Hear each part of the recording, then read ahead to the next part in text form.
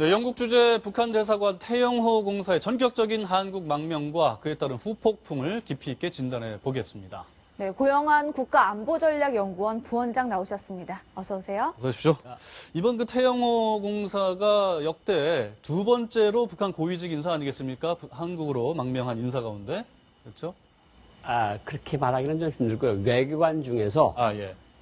한국으로 들어온 북한 외교관으로서는 가지고 있던 직급으로서는 제일 높은 직급이고요. 외교관 중에서는 가장 높습니까? 예. 더 높은 사람은 이제 대사가 미국으로 망명한 네. 97년도 장승길 대사가 있었고, 네.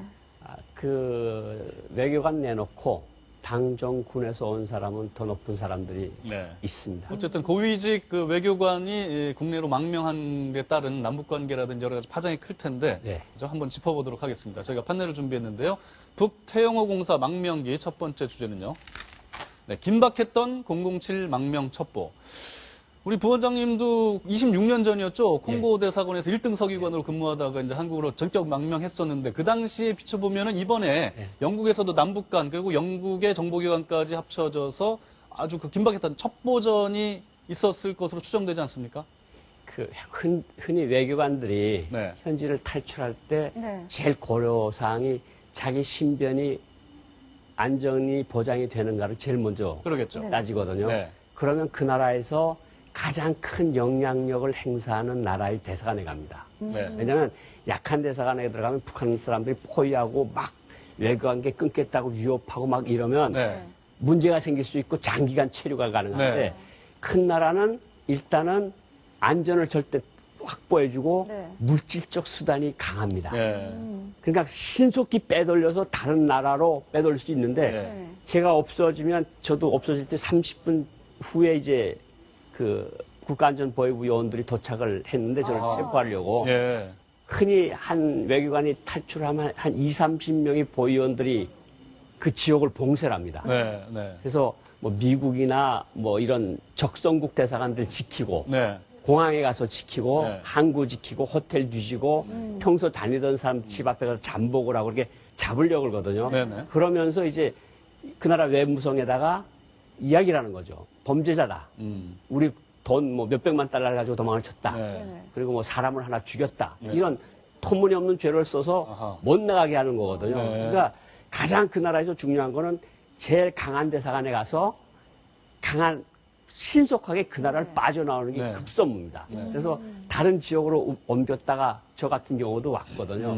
그런데 이제 그 나라 영국이라는 건 남북한 다 외교관계를 가지고 있지 않습니까? 그렇죠. 네. 북한도 현악봉대사가 가만히 안 있었을 거고 펄펄 날았을 거고 네. 뭐 지금 일부 뉴스에서 나오는 것처럼 그만한 돈을 가지고 있을 만한 사람도 아닌데 네. 560만 달러를 가지고 나간 아주 그 정말 국가의 범죄를 저지른 자다. 네. 이런 식으로 해서 각서를 보내고 빨리 출국 금지를 해달라고 하는 등 가진 방법을 다 쓰거든요. 네. 무조건 신병을 네. 확보해야 되는데 네. 그러려면 그런 일련의 동작들이 진행되기 전에 네. 신속히 그 자리를 빠져나와야 되는데 모든 강력한 물질적 수단과 강력한 힘을 가진 대사관을 찾는 것이 첫 번째 목표입니다. 이번에 태영호 공사 같은 경우에는 우리나라 대사관으로 와서 직접 이렇게 밝혔잖아요, 입장을. 뭐 그거는 제가 뭐 여기서 확인할 수 있는 상황도 아닌데 네. 어쨌든 제 경험으로 봐서는 저 사람도 평상시에 생각을 하고 있었으니까 망명을 했을 그랬겠죠? 건데 네. 그러면 대사관에서 가장 가까운 다른 나라 대사관이 거리는 어딘지 거기 사람한테 누구한테 연락해야 되는 건지 머릿속에 다 그려놓고 있습니다. 일단 한국 대사관으로 피신을 한 거는 아닌 것으로 지금 전해지고 있고요. 예. 다만 또 제3국을 거치지 않고 바로 영국에서 한국으로 온 것으로는 이제 확인이 되고 있습니다. 신속하게 빠졌겠죠. 예, MI6 그러니까 영국의 정보기관에서 뭐 안전가옥을 제공했다 이런 설도 있는데 가능성이 높겠죠. 뭐 가능성이 전혀 없다고는 말할 수 없는데 네. 그거는 뭐 어쨌든 그 나라 정부에서 협조를 안 해주면 네. 나오기가 힘든데 그거를 구체적으로 어느 기관이 어떻게 했는지는 그거는 별로 그렇게 네. 디테일이니까 중요한 사항이 아니에요. 오늘 어느 조간신문에 보니까 이 태영호 공사가 원래 이제 골프광이었는데 그 부인이 나를 선택하겠느냐 골프를 선택하겠느냐 그래서 이제 더 이상 골프를 못 쳤다라는 얘기가 있었잖아요. 네. 그래서 테니스 클럽에서 런던에 있는 한 테니스 클럽에서 한국 인사와 첫 접촉을 가졌고 거기 그 사람한테 망명 인사를 밝혔다고 하는 보도가 오늘 아침에 있었습니다. 새로운 소식인데 예. 가능성이 높다고 보십니까? 충분히 가능성이 있는 것이 네. 이제 나오려고 생각을 하면 몇 달 전부터 준비를 합니다. 그런데 확신이 있어야 될 거 아닙니까? 네. 그러니까 이 사람이 영향력은 뭔지, 네. 그리고 이 사람이 실질적으로 한국 공간이나 미국 공간하고 연계는 가지고 있는 건지, 네. 그리고 한국에 가면 실질적으로 어떤 대우를 받는 건지, 예. 사람들이 사는 건 어떤 건지 하는 걸 여러 사람들을 통해서 자료를 축적을 하거든요. 예. 그러니까 조금 이상한 패턴들이 나타나요. 네. 근데 뭐 그렇게 해서 이게 어떤 위치로 어떻게 가야 되는 것이 제일 좋은지, 아니면 지금 현재 가 있는 사람들이 방송에 나오는 것처럼 실질적으로 아무런 제한 없이 잘 사는 건 맞는 건지 이런 것들 다 물어보거든요. 네. 그런데 이 테니스 클럽 같은 경우에는 어떻게 보면 공공 장소잖아요. 예. 오픈이 된 장소고 그런 곳에서 한국 대사관의 사람들과 이렇게 얘기를 나눈다거나 하는 게 이렇게 가능한가요? 공공장소에서 안 만나고요. 저 같은 경우를 보면 네. 화장실이나 아. 복도나 둘이서 딱 만나는 장소들이 있습니다. 아, 네. 네. 예, 다른 사람들이 북한 다른 사람들보다 한국 사람이 만나는 거 하면 그게 보고가 되거든요. 네, 네. 그러니까 그건 위험하니까 화장실에 다른 사람이 들어가는 거 보고 따라 들어가면 둘밖에 없어요. 네. 그러면 이 문도 다 닫혀 있고 그러면 거기서 이제 이야기들이 진행되고 담배도 피우고 나가죠. 예. 그런 식으로 해서 하는 거지. 네. 공공장소에서 다른 사람 다 보는데도 한국 외교관이 한국 사람하고 만나는 건 그건 네. 상상을 벗어나는 일입니다. 네. 일단 어떻습니까? 태영호 공사라는 아주 중요한 인물이 과연 김정은에 관한 고급 정보를 갖고 있느냐, 이것도 관심사 중에 하나인데요. 그렇죠. 그다음에 뭐 유럽 자금이라든지 여러 네. 가지 고급 정보 어느 정도 갖고 있을까요? 아마 우리로서는 정말 최고의 선물이 하나 오지 않았나 이런 생각을 아, 합니다. 왜냐하면 네. 김정철이가 와서 공연을 볼 때 에릭 클랩턴 네, 공연을 볼 때 수행했죠. 수행을 했고 네. 그렇게 공개 장소에서 수행했다는 것은 혼자서 와서 자기 관광을 다닐 때도 네. 혼자서 다녔다는 거거든요. 네. 예를 들면 장성택이가 어느 유럽의 나라 오고 뭐 스위스나 프랑스 같은 데 가면 딱 자기가 지정하는 사람만 부릅니다. 네. 평양에서 전화를 걸어서 대사 나오지 말라. 네. 누구 나오지 말라. 그 사람만 공항에 딱 내보내라. 그러니까 자기가 제일 신이 많은 사람만 데리고 다니거든요. 그러니까 저렇게 계속 다녔다는 거는 김정철이가 굉장히 신임을 했다는 거고. 예. 그럼 김정철이가 앉아서 뭐 영국에 뭐 어디 스코틀랜드랑 차 타고 가면서 가만히 입 닫고 가겠습니까? 고급 정보를 동생 이야기도 할 거고, 네. 여동생 이야기도 할 거고, 지금 아하. 뭘 하는지도 할 거고, 이런 거는 그니까 우리가 지금 김정은이가 로얄 패밀리 지도자가 돼서 지금 형제들 사이 관계가 어떤지가 제일 관심이 많거든요. 네네. 실제로 김정철이가 한량 역할만 하는 건지, 네. 봉화조의 수장으로서 실제로 재정적으로 지도자를 서포트를 하고 있는 건지 이런 문제. 그다음에 김정은 서기실이 돈이 어떤 경로를 통해서 움직이는 건지, 네. 어디에 어떤 계좌들이 있는 건지.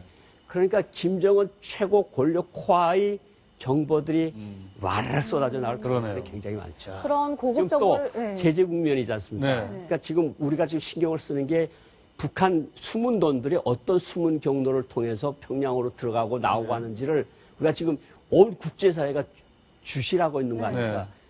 지금 이런 사람이 나와서 이야기를 하면 그 길목들 찾아내면 되는 거 그렇군요. 아닙니까? 제재 효과를 발휘할 수 있는 수단을 확보하게 될 수도 있다. 제재 때문에 온 거지만 제재를 더 이제 강하게 할 수 네. 있는 아주 중요한 네. 키맨이라고 할 수 그러네요. 있죠. 네. 그런 정보를 이제 가지고 있을 것이다 이렇게 생각이 되기 때문에 이번에 태공사 같은 경우에는 경호를 네. 황장혁급으로 해줄 것이다 이런 추측도 나오고 있거든요. 그때 경호가 정말 대단했었잖아요. 그러니까 황장엽 선생님이 97년 2월 달에 네. 일본에 갔다 들어오는 길에 이제 영사관에 들어갔는데 북한이 이제 그거를 알고 거기에 이제 특공 무술하는 네네. 사람들을 수십 명을 파견해서 네. 영사관을 치려고 할 정도로 그렇게 하니까 음. 우리도 막 공간에 탄환이 못 들어오게끔 네. 조치를 취하고 네. 무장한 사람들이 있었지만 또 중국 쪽에다가 요청을 해서 중국 측에서 장갑차 갖다 놓고 기관차 갖다 걸어놓고 그래서 막아놓은 거거든요. 네. 그러니까 뭐 이분은 뭐 이미 한국에 들어왔다고 발표를 했으니까 이제 들어오는 그 탈북민들이 직위를 봐서 두 가지로 대체로 나눠서 네네. 이제 합심센터를 통해서 하나원 들어가는데 뭐 대체로 이런 경우에는 안과 같은 시스템에 들어가서 중경호를 받는 데서 들어가서 이제 일반 탈북자라면 이제 하나원에 가서 정착 교육을 받고 그 밑에 그 전에 이제 저 탈북민 지원센터라는 데 가서 네. 저 조사를 받고 네. 그다음에 하나원 들어갔다가 사회에 나오는데 네. 좀 특수한 경우들은 안과 같은 데가 특별히 있어가지고 거기서 이제 중경호를 하는 거예요. 네. 네. 부원장님 같은 경우는 어느 쪽이셨어요? 저는 뭐 그때 다 지나간 일이기 때문에 말씀을 드렸는데 네. 저는 강북에 있는 어느 안가에 들어가서 있었습니다. 아, 그래요? 예. 안가에서 생활이 좀 불편하진 않으신지? 아닙니다. 안가에 들어가면 밥을 해주는 아주 자애로운 어머니가 한 분 계셔요. 아이고, 네. 예. 그리고 가족 같아요. 아, 예. 그리고 거기 지키는 경호원들하고 그다음에 거기서 이제 같이 일하는 사람들 해가지고 그 모든 사람들이 저 하나를 위해서 봉사를 하는 거 아닙니까? 네. 그러니까 뭐 아침에 깨워주고 같이 밥 먹으러 가자 그러고 밥 먹으면서 또 우울해하면 술 한 잔 또 사서 주고 그래. 이게 들어왔을 때 네. 얼마나 극도의 흥분 상태와 그렇죠. 그러겠죠. 불안정 상태를 네. 느끼거든요. 이게 다른 세상에서 완전 다른 세상으로 왔고 네. 그것도 일반 주민으로 살던 게 아니라 최고위 층에서 네. 뭐 김정일 만나고 김일성 만나고 이러던 사람이 어느 날 나락으로 뚝 떨어져서 한국에 와서 가장 적대 국가의 정보기관에 들어가 있다는 이 현실이 아. 믿겨지질 않아요. 네. 네. 그러니까 막 밥을 받아 막 토가 나오고 아이고. 막 그렇게 굉장히 스트레스를 받으니까 네. 처음에는 무조건 심리적 안정을 취해줍니다. 괜찮다. 아무 문제도 없을 거고 네네. 당신 아무것도 그 미래에 대해서 걱정하지 말고 자녀들에 대해서 걱정하지 말고 지금 아마 그런 조치들이 네. 취해지고 있습니다. 어찌됐든 그 고위급 인사가 외교관이 이제 탈북을 해서 망명을 했는데 북한에서는 굉장히 충격이 클 것 같아요. 네. 그래서 현학봉 대사 네. 책임 추궁 있을 것 같고 보위부라든지 네. 여러 가지 그 피바람이 불지 않겠느냐 이런 관측이 있습니다. 어떻게 보십니까? 제가 91년도에 5월달에 왔는데 김정일이가 어느 정도 화를 냈는가 하면 네. 그 가족 다 싹 다 쓸어버려라. 아이고. 그리고 공화국이 생겨서 첫 번째 외교관이 도망을 쳤는데 네. 내가 달러로 월급을 주는 사람이 어떻게 돼서 도망을 쳤느냐 알아보라. 그리고 외교관들 모여서 회의하고 자아 비판하고 난리를 쳤는데 어떤 경우가 이번에도 생길 수 있는가 하면 자기 형하고 문제가 생겼고 네. 출국 당시 탈북 당시 저는 1등석 기간 그땐 저는 나이가 37살밖에 안 됐으니까 네. 지금은 이 사람은 55세인데다가 공사 아니에요. 네. 네. 공사라면 적어도 외무성 국장, 부국장급인데 이 사람을 파견한 외무성, 이 사람의 인사문건을 검토하는 당 간부부, 네. 이 사람의 당 생활을 정령을 계속 검토했던 당중앙의 조직 지도부, 이 사람을 놓친 국가안전보위부, 이런 북한의 키포스트들이 난리가 나는 거죠. 네. 김정은의 분노가 오죽하겠습니까? 그러겠죠. 자기 형의 일을 봐주던 사람이 나갔고 지금 무슨 제일 먼저 하는 일이 화는 내지만 우리가 어떤 피해를 입을 건지 조사를 합니다. 네. 네. 그리고 이런 일들이 다시는 반복되지 않도록 무슨 문제가 왜 생겼냐. 가족들이 다 나갔기 때문에 문제가 생겼다. 그러면 원래 김정일 조씨처럼 지시처럼 하라. 예. 아이가 하나밖에 없으면 아이 하나 무조건 뚫고 놓고 아이가 둘이 있으면 한 명만 내보내는 그 원래 규칙대로 하라. 나머지 전수조사에서 예. 여분으로 나가 있는 가족들 다 들여보내라. 네. 그리고 현지에 나가 있는 사람들 또 튈 수 있으니까 나가서 검열을 해서 당전의 조직지도부, 국가안전보위부, 외무성 당위원회 네. 이런 데서 나와서 지금 전수 지금 검사를 하고 있는 거고 지금 영국 대사관에 아무도 안 나와 있다 했으니까 네. 저기는 완전 초상집이죠. 예. 왜냐하면 저기 같이 있었던 사람들한테 책임 추궁을 합니다. 그러겠죠. 왜 몇 달 동안 4명밖에 안 되는 고 있으면서 그냥 서로 밥 숟가락이 몇 개인지 뭘 먹는지 청국장을 먹는지 다 아는 사람들이 왜 가족이 탈출할 때까지 몰랐느냐. 그러니까 지금 저기에는 아마 보위부가 남아있을 거고 당중안에도 아직 조직지도부 남아있을 거고 지금 조사를 할 겁니다. 어떤 관계냐, 무슨 말을 했느냐, 전혀 눈치를 못 챘느냐. 네. 그러니까 지금 바깥에 나와서 우편물도 못 가지고 그러게요. 들어가는 거 아니에요. 네, 네. 그땐 다 안에 쳐버리고 분명히 사람이 있는데. 저 안에 네. 그리고 현학봉 대사는 제 경험으로 봐서는요. 제가 있을 때는 저 사로총 중앙위원회 부위원장 하던 사람이 차관을 하던 사람이 대사로 나왔었거든요. 제가 탈출한 다음에 4개월 채 못 있고 들어가서 벌목공으로 노동자로 돼서 산골로 갔다가 나무를 자르다가 이제 사고로 죽었다는 얘기를 들었는데 뭐 그게 가장 좀 완만한 처벌이고요. 네. 김정은의 분노에 따라서는 정치범 수용소도 갈 수 있고. 네. 그렇군요. 이렇게 영향력이 있는 인물이 내 앞에서 만약에 이렇게 탈북을 해버리면 탈북을 준비하는 사람들이 또 있을 수 있잖아요. 네, 그렇죠. 그런 분들은 이제 계획을 접게 되는 건가요? 아니죠. 지금 나가서 당연히 조직지도부 이과든가 아니면 외무성 당연회 국가안전보위부에 나가서 이제 스마트폰 기록 뒤져보고 컴퓨터 로그인 기록 뒤져보고 북한 대사관에도 있거든요. 인터넷이. 네, 네. 어떤 사이트를 들어가 봤는지 다 뒤져보는 거거든요. 네. 그리고 어떤 사람을 만났는지. 너가 이제까지 김일성 동지 김정은 동지 혁명사상을 어느 정도 공부했는데 다 내놓으라. 예. 1년, 2년, 3년 동안 잘못을 안 저지른 사람이 어디 있겠습니까? 네. 이게 심각해진다고 보면 탈출이 늘어나겠죠. 내가 들어가면 죽을 것 같은데 왜 거기 그냥 남아있겠습니까? 아, 오히려 탈출구가 늘어날 탈출이 더 수도 있는 늘어나는 거죠. 예. 자, 두 번째 포인트 판넬로 준비했는데 한번 살펴보도록 하겠습니다. 007 망명 첩보 작전에 이어서 두 번째 포인트는 금지 오기업 내새끼. 김정은도 못 막은 부성. 네. 지금 자식들이 이남 일녀로 알려져 있습니다. 네. 그리고 아들 둘은 데리고 왔고 네. 딸은 지금 어디 있는지 모르는데 일단 아들 중에 둘째가 아주 좋은 학교 명문대학에 들어갈 예정이었는데 3,800만 원, 1년에 등록금이 3,800만 원이라고는 돈이 없어서 못 보낼 지경이었다. 네. 그것도 하나의 망명의 이유였다. 이렇게 분석이 나오고 있습니다. 아, 지금 오는 분들 중에서 어떤 문제들이 있을 수 있는 분들이 있는가 하면 소그라파에서 나가서 공부를 시키는데 네. 어느 날 애가 들어와서 하는 얘기가 아빠 김정은이 바보래. 아버지 엄마 기겁을 하는 거예요. 충격받았겠죠. 네. 그리고 김정은이 살인자라는데 애들이 어허. 보니까 막 사람을 막 기관총으로 쏴 죽이고 그런데 그럼 평양에 갈 거야? 네.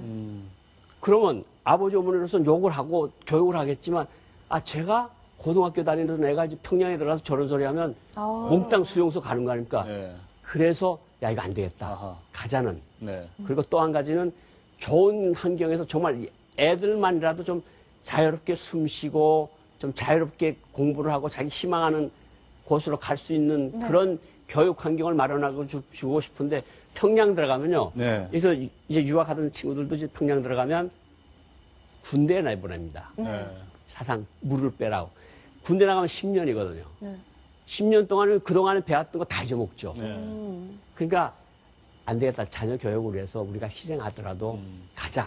그래서 이런 경우도 있고. 네. 근데 이거는 약간 좀 피상적인 거고요. 가장 중요한 거는 나한테 우리 아이한테 미래가 있다 그러면 왜 데려오겠습니까? 네. 거기 자기 아버지 어머니도 계시고 형님 누나도 계시고 처갓집도 다 있는데 네. 거기가 조금 그래도 좀 괜찮아질 거야 하는 희망이 있으면 아이를 때려잡아서라도 가지고 들어가죠. 네. 근데 사람은 자꾸 죽이지. 별 레알단 국방부 장관도 총으로 쏴 죽이지. 김일성의 사위도 쏴 죽이지 하는데 내가 들어가서 뭘 조금이라도 잘못하면 내가 죽으면 얘는 뭐냐. 네. 얘는 수용소 들어가서 평생 죽을 거 아니냐. 네. 이런 것들이 복합적으로 작용을 하는 거예요.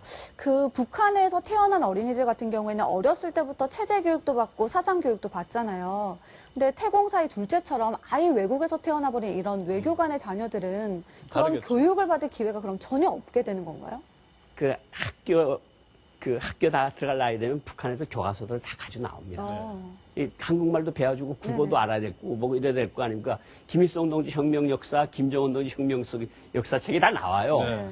거기서 덴마크에서 태어난 애가 그런 걸 보면 얼마나 충격을 받겠습니까? 자기가 들었던 이야기들이 많은데 네. 뭐 김일성이 항일 발전 안 했다는데 뭐 김일성이 항일 발전 뭐 몇십 명밖에 안 됐다는데 근데 여기는 뭐 조선인민 최고사령관으로서 뭐 일본 관동군 100만 명을 무찌르고 뭐 조국을 해방시켰다. 이런 말들이 들으면 다 충격이죠. 네, 네. 그러니까 그런 것들을 아버지한테 아빠 이거 진실이야? 어느 게 진실이야? 두 가지 중에서. 이게 진실이고 자본주의 나라는 놈들 하는 소리라니까. 아니 세계에서 다큐가 이렇게 나왔다니까. 이런 것들이 이제 아버지들한테랑 스트레스를 줘요. 아. 자, 태영호 공사가 사실은 그 영국에서 공사로 활동하면서 상당히 북한 체제 선전을 많이 했었어요. 한번 어떤 내용이었는지 한번 들어보도록 하겠습니다. 공짜 집, 공짜 의료 뭐 이런 얘기를 했죠. 한번 들어보시죠. When President Kim Il-sung built a social system in my country, he built, in a very simple word, he built a kind of system where people do not worry about his pockets, because everything is guaranteed. You see, when you have children, you are guaranteed to go to school free of charge. When you are married and reach a certain age, you are guaranteed to receive a house from the government. 네, 저렇게 얘기는 했습니다만 실제로는 그 런던에 혼잡 통행료가 없어서 못 다닌다, 뭐 집세가 너무 비싸서 이런 얘기를 했어요. 외교관들에게 지급되는 그 지원금 실태가 어느 정도길래 그렇습니까? 직급에 따라서 월급이 조금씩 다른데 네. 제가 1등 세계관으로 있을 때 받았던 월급이 320불입니다. 320달러. 91년도에. 예. 지금 제가 알건대는 공사 월급이 한 500영 파운드 정도로 되면 네네.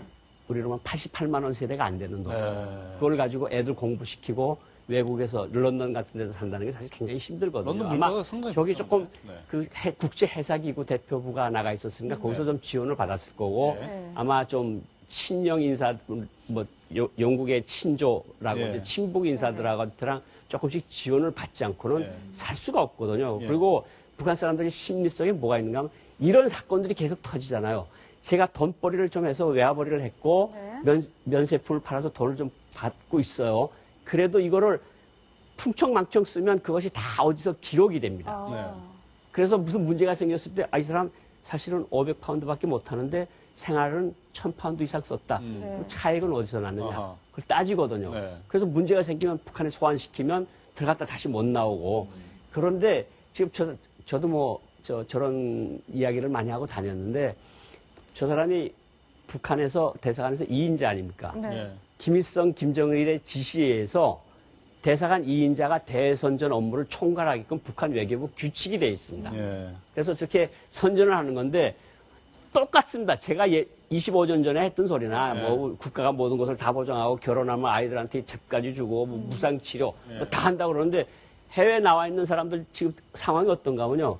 치아에 금이 갔어. 아하. 이에 아, 네. 그럼 북한 외교부 내부 재정 규칙에 의하면 외국인들한테 말할 때 보이는 이빨만 치료를 할 수 있어. 충치 치료만. 바꾸는 것은 자부담입니다. 네네. 그 어금니가 나가면 그거는 자부담을 하든가 평양에 와서 고치라 그래서 아. 저도 그때도 어금니가 절반 갈라진 걸 네. 2년 동안 물고 다녔거든요. 아이고. 근데 지금은 그때보다 사정이 훨씬 나빠졌다니까 저 사람들이 지금 한인시장에 가고 거기 가서 싼 거 라면이나 사고 네네. 중고시장 가서 물건 사는 이유가 다 그런 거거든요. 근데 두 가지가 다 있습니다. 실제로 빈곤하거나 또 외화벌이를 해서 잘 살아도 다른 사람 눈치를 보이니까 다른 사람들 다 못 네. 사니까 네. 외화벌이 하는 사람들이 너무 잘 살면 너 두고 보자. 너 혼자서 돈을 그렇게 잘 써? 그러면 이제 어느 시점에 저 당비서 세포비서를 했으니까 네네. 이제 평양에다 보고를 하는 거.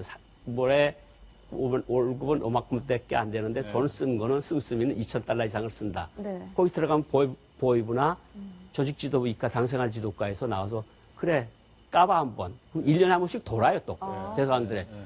이거 생활 한 번 또 해명을 해봐. 네. 돈이 남았어. 그러면 왜 당에 안 바치고 너가 가져. 아하. 자, 그렇군요. 보여주기 알겠습니다. 식일 수도 있는 거네요. 그렇죠. 자, 하나 남았는데요. 빨리빨리 진행하도록 하겠습니다. 태영호공사 망명기 세 번째 주제요.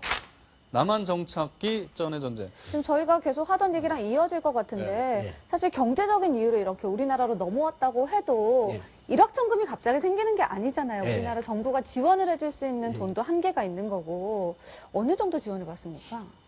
그 사람이 이제 원래 그 뭐 옛날에 알지 않습니까? 이웅평 대령 네. 사망을 했는데 그때는 규칙이 사회주의 나라에서 비행기를 가져오는 사람들은 100만 달러가 주는 것이 그게 규정이었습니다. 네네. 네. 전투기를 가져왔으니까 미국 그때당 20기. 100만 달러로 해서 10억을 받았고요. 네. 82년도 10억이면 엄청난 돈이고 네. 보통 나머지 그렇지 사람들은 않- 네. 그 사람이 가지고 온 정보량에 따라서 아하. 정보량을 평가하는 힘이 있습니다. 아, 그래요? 네. 아, 그러니까 또 돈으로. 우리가 전혀 몰랐던 이야기들이 나오는데 이것을 그 정량화해서 네. 이 사람이 예를 들어서 굉장한 군사 기밀을 가져왔다. 네. 군사적인 문건을 가져왔고 외교적인 문건을 가져왔고 외교적으로 중요한 내용을 가져왔다. 그걸 돈으로 계산해서 줬는데 사람마다 천차 차이입니다. 부원장님은 얼마나 받으셨어요? 저는 얼마 못 받았어요. 그러면 지금 그 태영호 공사도 상당한 수준의 지원금을 받을 가능성이 높다고 그렇죠. 보겠죠? 예. 그리고 이제 또 걱정이 되는 게 이제 태공사 같은 경우에는 워낙 정보를 많이 갖고 있다 이렇게 생각이 되니까 암살 지령이 내려올까봐. 예. 게다가 지금 북한이 올 초에 암살 전문 특수 공작과를 신설했다고 해요. 예. 거기서 사람을 보내진 않을까 이런 걱정이 되거든요. 저도 2월 달부터 이제 그런 첩보가 있어. 제가 이제 네. 암살자 명단에 올랐다 그래서 아, 굉장히 네네. 그 경찰관이 한 8명씩 쫓아다니고 네. 있고 지금도 경찰관이 쫓아다니고 있는데 네. 저 사람도 이제 나오면 그 경호 등급에 따라서 이제 많은 사람이 붙어 다니겠죠. 그래서 네. 아마 신변 문제는 크게 걱정 안 하셔도 될 겁니다. 근데 어쨌든 북한은 두 가지 방법을 쓸 겁니다. 계속 네. 암살하려고 하는 노력과 아니면 네. 한국 주재관이나 외교관을 하나 납치해가지고 아하. 바꾸자. 참. 그런 가능성이 충분히 높습니다. 알겠습니다. 오늘 시간 관계상 여기까지 듣겠습니다. 26년 전 콩고에서 1등 서기관, 북한 대사관 1등 서기관으로 지내다가 한국으로 망명한 고영환 부원장님과 함께 태영호 공사의 탈북 망명 사태에 대해서 진단해봤습니다. 오늘 말씀 잘 들었습니다. 고맙습니다.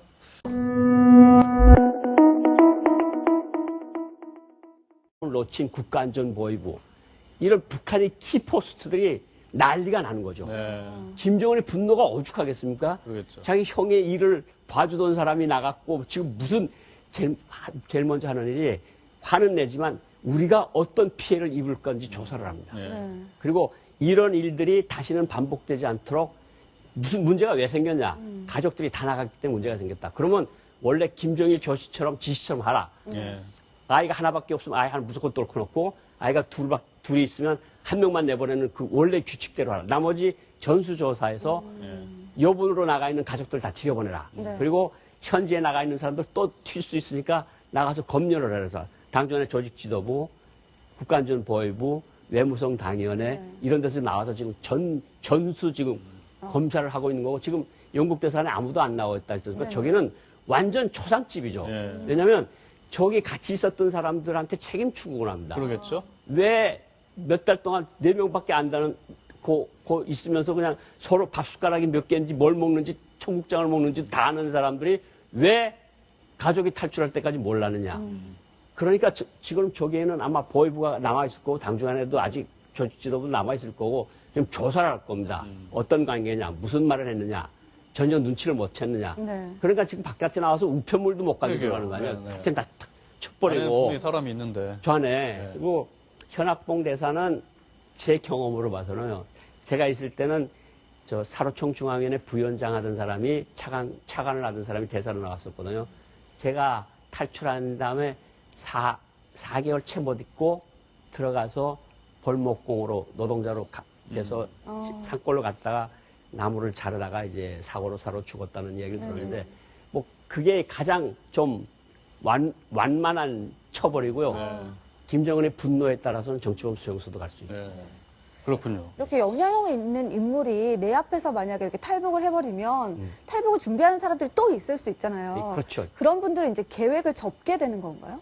아니죠. 지금 나가서 당연히 조직지도부 이과든가 아니면 외무성 당연회 국가안전보위부에 나가서 이제 스마트폰 기록 뒤져보고 컴퓨터 로그인 기록 뒤져보고 북한 대사관에도 있거든요. 인터넷이. 네, 네. 어떤 사이트를 들어가 봤는지 다 뒤져보는 거거든요. 네. 그리고 어떤 사람을 만났는지 너가 이제까지 김일성 동지, 김정은 동지 혁명사상을 어느 정도 공부했는지 다 내놓으라. 네. 1년, 2년, 3년 동안 잘못을 안 저지른 사람이 어디 있겠습니까? 네. 이게 심각해진다고 보면 탈출이 늘어나겠죠. 내가 들어가면 죽을 것 같은데 왜 거기 그냥 남아있겠습니까? 아, 오히려 탈출가 늘어날 탈출이 더 수 있는 늘어나는 거죠. 예.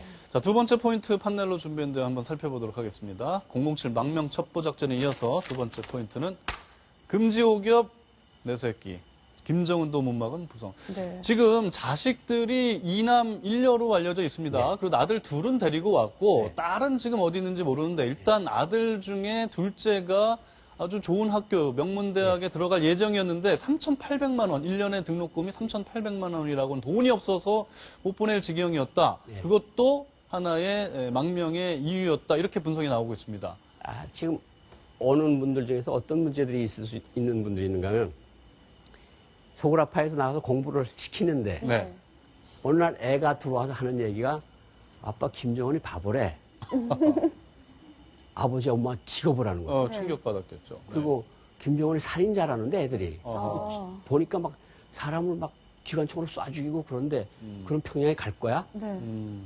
그러면 아버지 어머니로서는 욕을 하고 교육을 하겠지만 제가 고등학교 다니던 애가 이제 평양에 들어가서 저런 소리 하면 몽땅 수용소 가는 거 아닙니까? 네. 그래서 야 이거 안 되겠다. 아하. 가자는. 네. 그리고 또 한 가지 온 것으로는 이제 확인이 되고 있습니다. 그 신속하게 빠졌겠죠. 예, MI6 그러니까 영국의 정보기관에서 뭐 안전가옥을 제공했다 이런 설도 있는데 가능성이 높겠죠. 뭐 가능성이 전혀 없다고는 말할 수 없는데 네. 그거는 뭐 어쨌든 그 나라 정부에서 협조를 안 해주면 네. 나오기가 힘든데 그거를 구체적으로 어느 기관이 어떻게 했는지는 그거는 별로 그렇게 네. 디테일이니까 중요한 사항이 아니에요. 오늘 어느 조간신문에 보니까 이 태영호 공사가 원래 이제 골프광이었는데 그 부인이 나를 선택하겠느냐, 골프를 선택하겠느냐 그래서 이제 더 이상 골프를 못 쳤다는 얘기가 있었잖아요. 네, 네. 그래서 테니스 클럽에서, 런던에 있는 한 테니스 클럽에서 한국 인사와 첫 접촉을 가졌고 거기 그 사람한테 망명 의사를 밝혔다고 하는 보도가 오늘 아침에 있었습니다. 새로운 소식인데 예. 가능성이 높다고 보십니까? 충분히 가능성이 있는 것이 네. 이제 나오려고 생각을 하면 몇 달 전부터 준비를 합니다. 그런데 확신이 있어야 될 거 아닙니까? 네. 네. 그러니까 이 사람이 영향력은 뭔지, 네. 그리고 이 사람이 실질적으로 한국 공간이나 미국 공간하고 연계는 가지고 있는 건지, 네.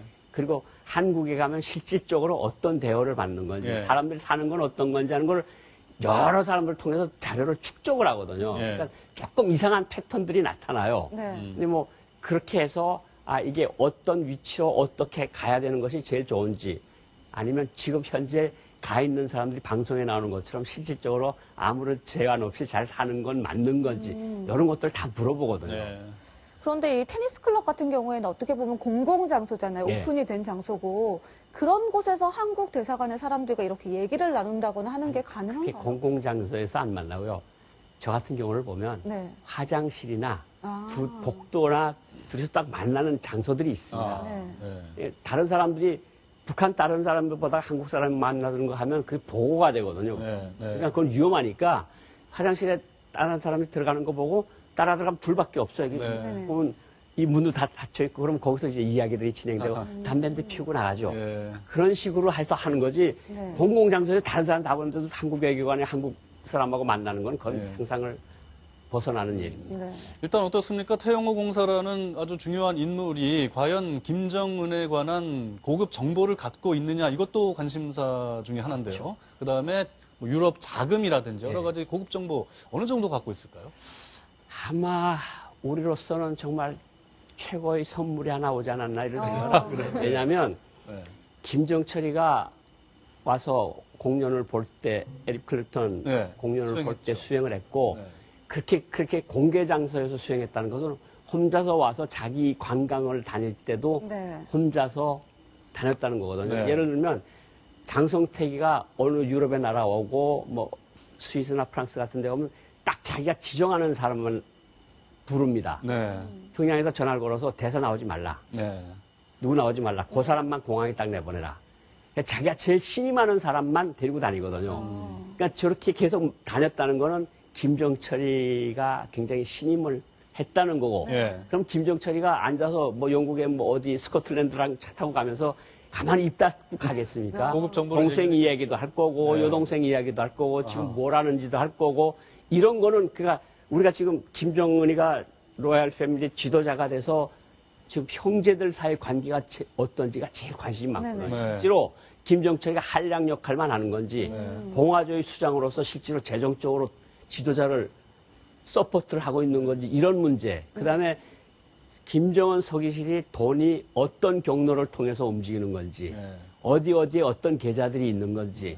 그러니까 김정은 최고 권력 코아의 정보들이 와르르 쏟아져 나올 그러네요. 가능성이 굉장히 많죠. 그런 고급 지금 또 정보를 네. 제재 국면이지 않습니까? 네. 그러니까 지금 우리가 지금 신경을 쓰는 게 북한 숨은 돈들이 네, 영국 주재 북한 대사관 태영호 공사의 전격적인 한국 망명과 그에 따른 후폭풍을 깊이 있게 진단해 보겠습니다. 네, 고영환 국가안보전략연구원 부원장 나오셨습니다. 어서 오세요. 어서 오십시오. 이번 그 태영호 공사가 역대 두 번째로 북한 고위직 인사 아니겠습니까? 한국으로 망명한 인사 가운데. 그렇죠? 그렇게 말하기는 좀 힘들고요. 외교관 중에서 아, 예.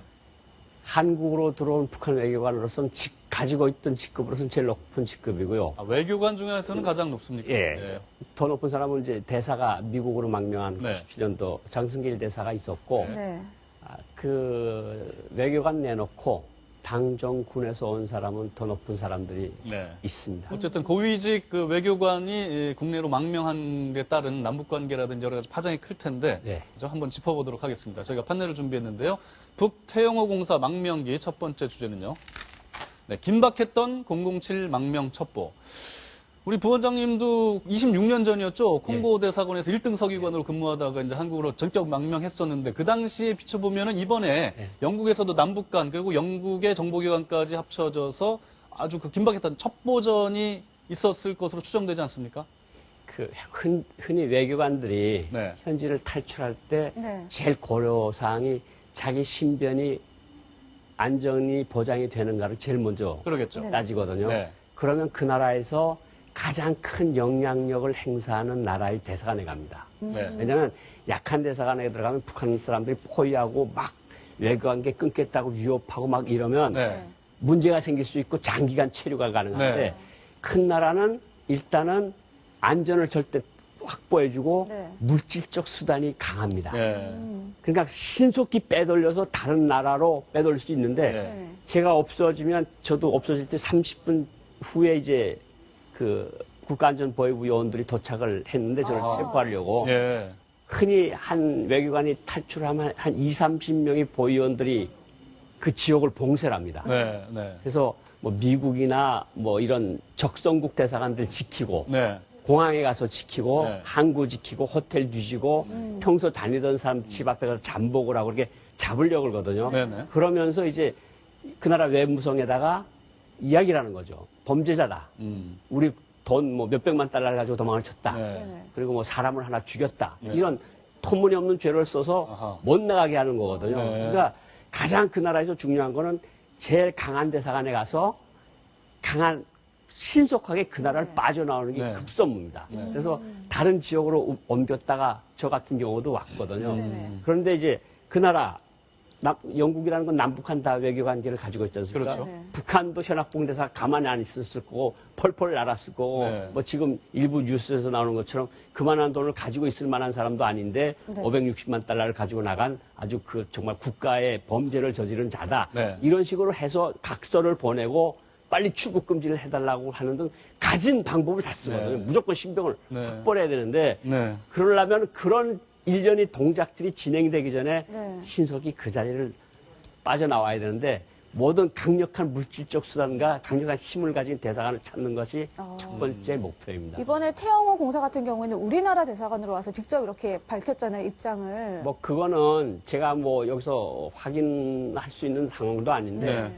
어쨌든 제 경험으로 봐서는 저 사람도 평상시에 생각을 하고 있었으니까 망명을 했을 그랬겠죠? 건데 네. 그러면 대사관에서 가장 가까운 다른 나라 대사관이 거리는 어딘지 아. 거기 사람한테 누구한테 연락해야 되는 건지 네. 는 머릿속에 다 그려놓고 있습니다. 일단 한국 대사관으로 피신을 한 거는 아닌 것으로 지금 전해지고 있고요. 예, 예. 다만 또 제3국을 거치지 않고 바로 영국에서 한국으로. 그러면 좋은 환경에서 정말 애들만이라도 좀 자유롭게 숨 쉬고 좀 자유롭게 공부를 하고 자기 희망하는 곳으로 갈 수 있는 네. 그런 교육 환경을 마련하고 주고 싶은데 평양 들어가면요. 네. 그래서 이제 유학하던 친구들도 이제 평양 들어가면 군대에 내보냅니다. 네.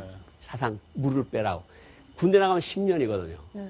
10년 동안은 그동안에 배웠던 거 다 잊어먹죠. 네. 그러니까 안 되겠다. 자녀 교육을 위해서 우리가 희생하더라도 음. 가자. 그래서 이런 경우도 있고. 네. 근데 이거는 약간 좀 피상적인 거고요. 가장 중요한 거는 나한테 우리 아이한테 미래가 있다 그러면 왜 데려오겠습니까? 네. 거기 자기 아버지 어머니도 계시고 형님 누나도 계시고 처갓집도 다 있는데 네. 거기가 조금 그래도 좀 괜찮아질 거야 하는 희망이 있으면 아이를 때려잡아서라도 가지고 들어가죠. 네. 근데 사람은 자꾸 죽이지. 별 레알단 국방부 장관도 총으로 쏴 죽이지. 김일성의 사위도 쏴 죽이지 하는데 내가 들어가서 뭘 조금이라도 잘못하면 내가 죽으면 얘네 뭐냐. 네. 얘는 수용소 들어가서 평생 죽을 거 아니냐. 네. 이런 것들이 복합적으로 작용을 하는 거예요. 그 북한에서 태어난 어린이들 같은 경우에는 어렸을 때부터 체제 교육도 받고 사상 교육도 받잖아요. 근데 태공사의 둘째처럼 아예 외국에서 태어나 버린 이런 외교관의 자녀들은 그런 다르겠죠. 교육을 받을 기회가 그럼 전혀 없게 되는 건가요? 그 학교 다 들어갈 나이 되면 북한에서 교과서들 다 가지고 나옵니다. 이 한국말도 배워주고 국어도 네네. 알아야 되고 뭐 이래야 될 거 아닙니까? 김일성 동지 혁명 역사, 김정은 동지 혁명 역사책이 다 나와요. 네. 거기서 덴마크에서 태어난 애가 그런 걸 보면 얼마나 충격을 받겠습니까? 자기가 들었던 이야기들이 많은데 네. 뭐 김일성이 항일발전 안 했다는데 뭐 김일성이 항일발전 뭐 몇십 명밖에 안 됐다는데 근데 여기는 뭐 조선인민 최고사령관으로서 뭐 일본 관동군 100만 명을 무찌르고 뭐 조국을 해방시켰다. 이런 말들이 들으면 다 충격이죠. 네, 네. 그러니까 그런 것들을 아버지한테 아빠 이거 진실이야? 어느 게 진실이야? 두 가지 중에서.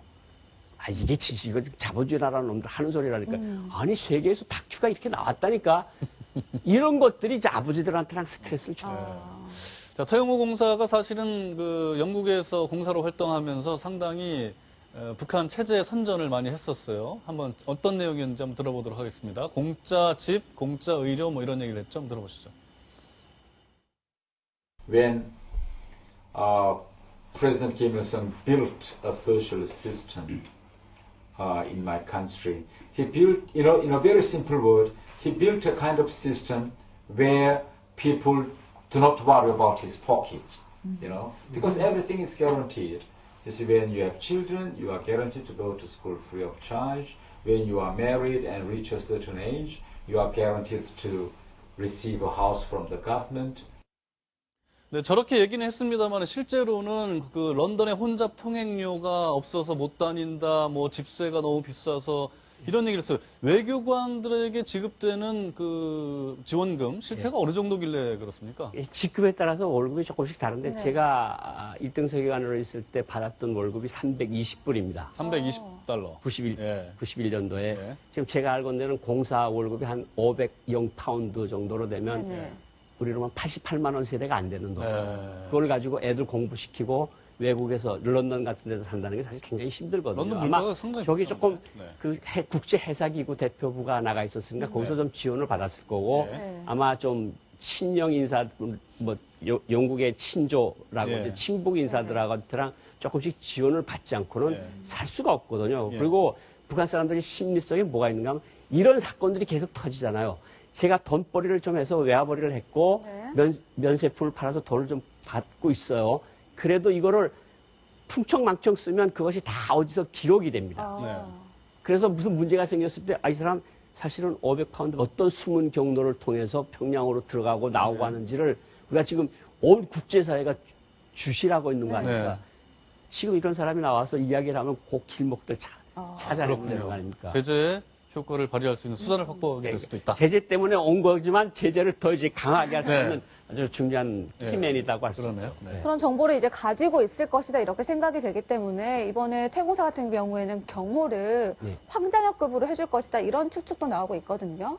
그때 경호가 정말 대단했었잖아요. 그냥 황장엽 선생님이 97년 2월 달에 네. 일본에 들어오는 길에 이제 영사관에 들어갔는데 북한이 이제 그거를 알고 거기에 이제 특공 무술하는 네네. 사람들을 수십 명을 파견해서 네. 영사관을 치려고 할 정도로 그렇게 하니까 음. 우리도 막 공간에 탄환이 못 들어오게끔 네. 조치를 취하고 네. 무장한 사람도 있었지만 또 중국 쪽에다가 요청을 해서 아. 중국 측에서 장갑차 갖다 놓고 기관차 아. 갖다 걸어놓고 그래서 막아놓은 거거든요. 네. 그러니까 뭐 이분은 뭐 이미 한국에 들어왔다고 발표를 했으니까 이제 들어오는 그 탈북민들이 직위를 봐서 두 가지로 대체로 나눠서 네네. 이제 합심센터를 통해서 하나원 들어가는데 뭐 대체로 이런 경우에는 안과 같은 시스템에 들어가서 중경호를 받는 데서 들어가서 이제 일반 탈북자라면 이제 하나원에 가서 정착 교육을 예, 받고 그 밑에 고전에 이제 저 탈북민 지원센터라는 데 가서 네. 저 조사를 받고 네. 그다음에 하나원 들어갔다가 사회에 나오는데 네.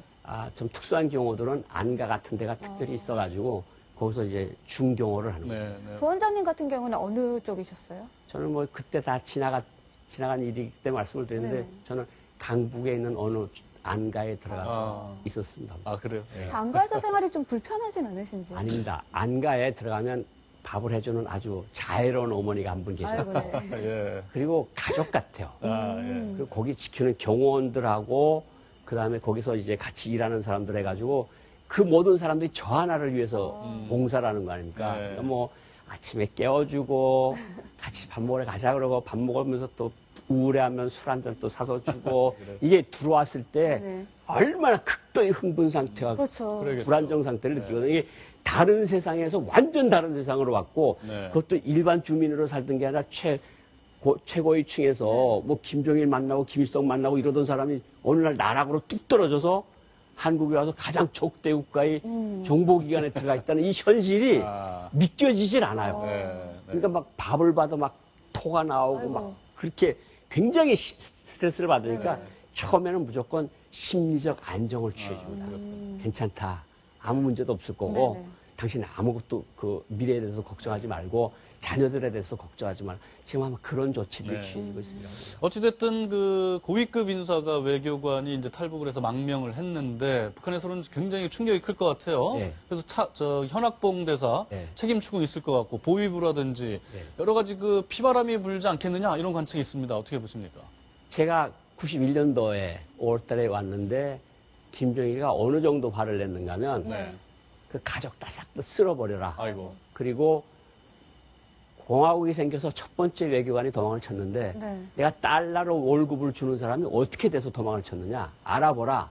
그리고 외교관들 모여서 회의하고 자아 비판하고 난리를 쳤는데 어떤 경우가 이번에도 생길 수 있는가 하면 자기 형하고 문제가 생겼고 네.